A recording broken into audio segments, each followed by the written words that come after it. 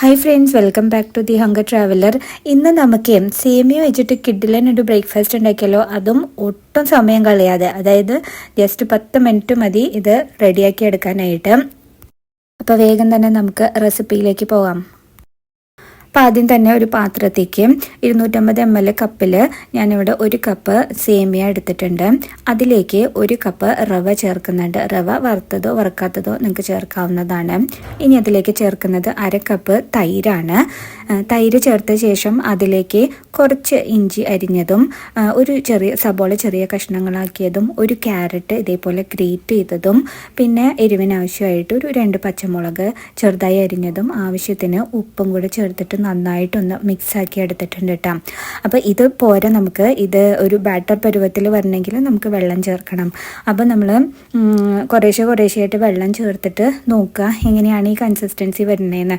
അപ്പോൾ ഞാനിവിടെ ഒരു ചെറിയ ഗ്ലാസ്സിൽ 2 കപ്പ് ആണ് എടുത്തിട്ടുള്ളത് കേട്ടോ. നേരത്തെ ഒഴിച്ച കപ്പല്ല പറയുന്നത്, ചെറിയൊരു ഗ്ലാസ്സാണ് ഞാൻ എടുത്തിരിക്കുന്നത് സ്റ്റീലിൻ്റെ. അതിൽ 2 ഗ്ലാസ് വെള്ളം ഒഴിച്ചിട്ടുണ്ട്. കുറച്ച് ലൂസായിട്ടാണ് ഞാൻ വെച്ചിരിക്കുന്നത്. കാരണം എന്താ വെച്ചാൽ ഇതൊന്നൊരു 15 മിനിറ്റ് നേരം അല്ലെങ്കിൽ മാക്സിമം 30 മിനിറ്റ് നേരം നമുക്ക് ഇതൊന്ന് റെസ്റ്റ് ചെയ്യാൻ വെക്കണം.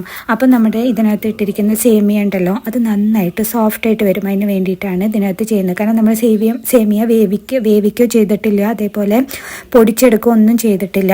ഇത്രയേ ഉള്ളൂ നമുക്ക് ചെയ്യാനായിട്ട്. ഇനി നമുക്ക് പെട്ടെന്ന് തന്നെ ദോശ തയ്യാറാക്കി എടുക്കാവുന്നതാണ്. ഇത് ശരിക്കും ഒരു ഊത്തപ്പം സ്റ്റൈലിലാണ് നമുക്ക് കിട്ടുക.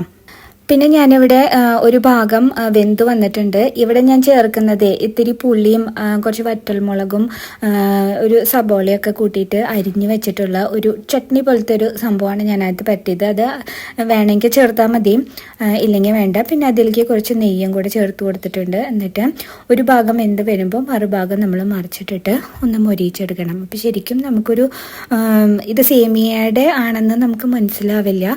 അടിപൊളി ടേസ്റ്റുമാണ് താനും. കുറേ പേര് സേമിയ പൊടിച്ചിട്ട് ദോശ ഉണ്ടാക്കുന്നത് കണ്ടിട്ടുണ്ട്, ഈ അരിപ്പൊടിയൊക്കെ ചേർത്തിട്ട്.